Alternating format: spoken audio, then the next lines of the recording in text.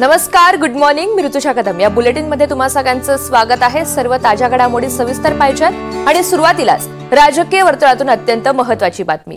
उपमुख्यमंत्री एकनाथ शिंदे यांनी सीएम देवेंद्र फडणवीस यांच्याकडे शिवसेना मंत्र्यांची यादी सोपवलेली आहे.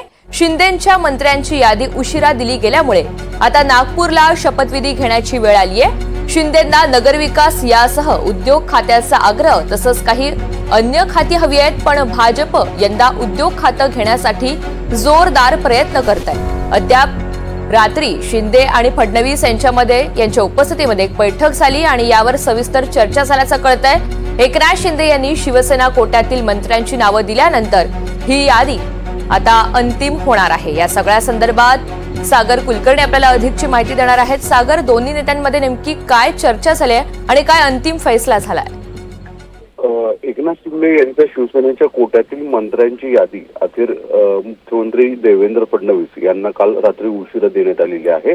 ज्याच्यामध्ये प्रामुख्याने सगळ्यात जास्त अडचण येत होती ती म्हणजे काही खात्यांच्या वाटपाच्या संदर्भात आणि शिंदेकडे असणारी पक्षांतर्गत प्रचंड टोकाचा संघर्ष, इच्छुकांची संख्या, यामुळे शिंदेंना खूप तारेवरची कसरत करावी लागलेली आहे. अशा परिस्थितीमध्ये तुर्तास ही नावं अतिशय गोपनीय ठेवण्यात आलेली आहेत शिंदेकडनं. पण शिंदेंना माहित आहे की हे गोपनीय ठेवण्याचं कारण असं आहे की इच्छुक अधिक आहेत आणि जर त्यांच्या ती नावांमध्ये काही जणांची ज्यावेळेस संधी देण्यात आलेली नाहीये तर ती मोठ्या प्रमाणामध्ये नाराजी येणार आहे. अशा परिस्थितीत काल रात्री झालेल्या बैठकीत शिंदेची सगळ्या लिस्ट जे दिली गेलेली आहे ती दिल्ली भाजप पक्षश्रेष्ठींकडे पाठवण्यात आलेली आहे.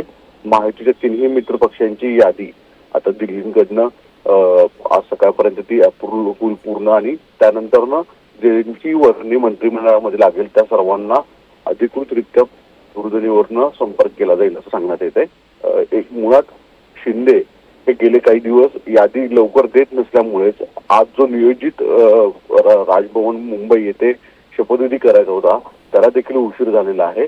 पण काल रात्रीच्या सागर या निवासस्थानी मुख्यमंत्र्यांसमोर झालेल्या शिंदेच्या बैठकीला मध्ये याच्यावर अंतिम तोडगा काढलेला आहे. आणि सगळ्यात महत्वाची म्हणजे गोष्ट आहे की एकनाथ शिंदे यांना उद्योग खातं हे कायम त्यांच्या कोट्यामध्ये ठेवायचं आहे. त्यावर मात्र प्रचंड महायुतीमधील दोन्ही मित्र पक्षांमध्ये चर्चा झालेली आहे आणि जी सूत्रांची आता माहिती मिळते त्यानुसार कदाचित भाजप स्वतःकडेच उद्योग खातं ठेवण्यामध्ये आग्रही राहिलेला आहे आणि ते कदाचित यशस्वी होताना सुद्धा दिसेल. निश्चित. सागर, धन्यवाद सविस्तर माहितीसाठी.